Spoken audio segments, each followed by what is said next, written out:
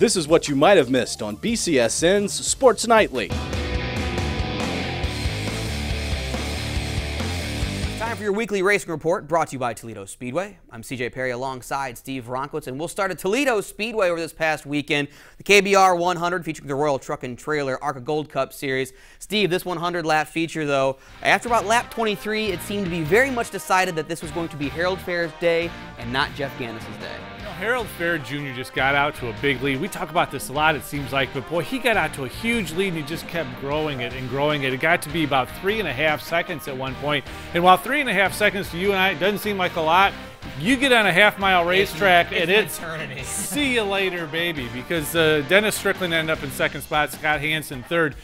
But they weren't even really close through most of that race. It was kind of strange because Harold Fair Jr. didn't look that strong, but by about lap 23, he overtook Gannis, and Gannis had mechanical failure. And after that, it was just lights out time for Harold Fair Jr. Maybe the only good racing beyond that, because it was all single file racing after. It was good racing, don't mind that, but some of the better battles between, say, Tyler Rourke and Chris Pemberton when they got into it and spun each other. But other than that, a foregone conclusion for Mr. Fair. Well, we talked about the fact that Harold Fair looked like his car was going away just before the first caution. And that was with about 13 laps in. We thought, oh, you know, what's going on with Harold Fair Jr.? Because he was starting to fall back to Gannis, just not really looking like he was going to make a threat.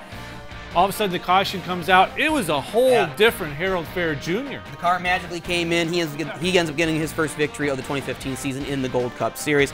We'll look at the late model sportsman division. Some drama in heat race number 2, though. You had Mike Young, Jim Froling, and Ron Allen in this heat. This was the anticipated heat. Ron Allen starts going backwards on lap 1 before they even barely started the race, gets into Jim Froling. Froling skips over the top of Ron Allen, and then the question was, will both these cars make it out for feature time? Well, they both did. Ron Allen's crew was back there. They used more blue duct tape than you could ever find in a Walmart at any one time. They put that car back together and just absolutely came back out and were really, really fast. Trying to figure out exactly what happened. I was looking on Facebook, thought I'd get some sort of a clue as to what was going on with that car. We saw the car. It looked like Ron Allen kind of made a left-hand turn, like a tire went down. Right. No mention of it whatsoever. Something in the steering or maybe a tire cut down, whatever. But come feature time, Greg Stillwell takes the early lead, holding off all challengers at least for the first 10 to 12 laps. Ron Allen, however, to the outside. How strong was his car during feature time? Then after that, so Ron Allen builds the big lead. Greg Stillwell acts as the blocker almost, holding off Jim Froling, then Mike Young. So the question, of course, then for that feature is, does Greg Stillwell get the steak dinner that you think Ron Allen promised him? Well, we mentioned it again during the race, was that Stillwell did what he should have done. And that was, he held up Ron Allen for a long time before Allen could get by him. But then he raced and raced and raced, didn't let Froling by forever, and that's really where that lead came from.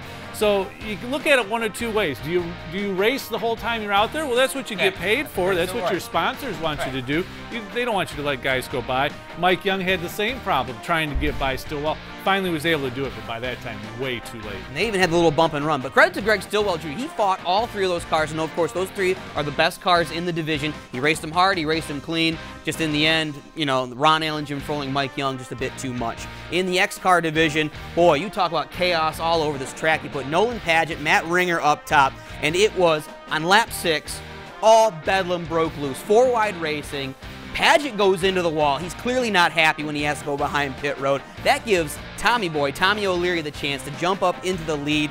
Greg Stute was his only main challenger on lap 17, had a good shot because Matt Miller had gotten in the way. But after that, after the dust settles, Tommy O'Leary gets another win. Tommy O'Leary is like the X-Car guru. He's got a race car that's designed to be an X-Car. Whatever the heck that is. X-Cars are supposed to be, hey, brung, race what you brung. You know, whatever you got sitting in the garage, throw some tires on it and race it. Not Tommy O'Leary. He has an X-Car, and that takes him to the lead. So there you go. Tommy O'Leary gets the victory in that division. Great night of racing all around. That's going to do it for us. For Steve Ronkowitz, I'm CJ Perry. Back to you.